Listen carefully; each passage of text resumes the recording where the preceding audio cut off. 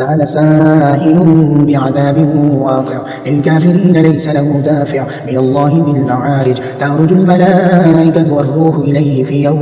يوم كان مقداره 50,000 سنة فاصبر صبرا جميلا إنهم يرونه بعيدا ونراه قريبا يوم تكون السماء كالمهل وتكون الجبال كالعهن ولا يسأل حميم حميما يبصرونهم يود المجرم لو يفتدي من عذاب يومئذ ببنيه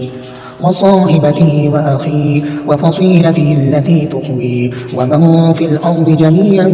ثم ينجي كلا إنها لظى نزاعة للشوى تدعو من أدبر وتولى وجمع فأوعى إن الإنسان خلق هلوعا إذا مسه الشر جزوعا وإذا مسه الخير منوعا إلا المصلين الذين هم على صلاتهم دائمون والذين في أموالهم حق معلوم للسائل والمحروم والذين يصدقون بيوم الدين والذين هم من عذاب ربهم مشفقون إن عذاب ربهم غير مأمون الذين هم لفروجهم حافظون إلا على أزواجهم أو ما ملكت أيمانهم فإنهم غير ملومين فمن ابتغى وراء ذلك فأولئك هم العادون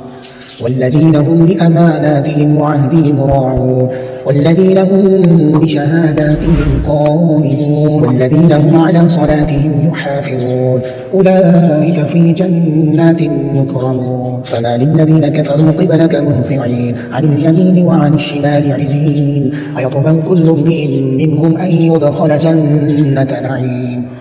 كلا إنا خلقناهم مما يعلمون فلا أقسم برب المشارق والمغارب إنا لقادرون على